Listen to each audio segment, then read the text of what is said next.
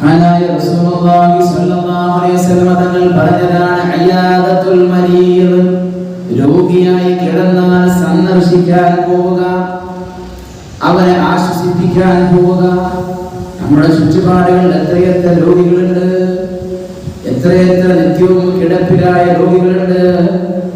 4 ചുമരുകൾക്കപ്പുറത്തേക്ക് ലോകമില്ലാത്ത എത്രയെത്ര ആളുകളുണ്ട്.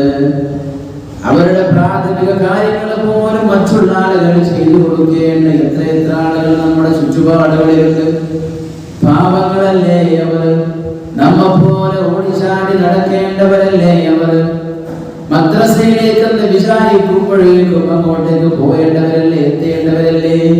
കൈകാലുകൾക്ക് പ്രയാസമില്ലാത്ത അല്ലാഹു ആരോഗ്യം നൽകിയവരല്ലേ. അങ്ങനെയുള്ള ആളുകളായിരുന്നില്ലേ അവർ. ഇന്നവർ രോഗികളാണ്, കിടപ്പിലാണ്. നമ്മളെപ്പോലെ ഈ ചുറ്റുപാടുകൾ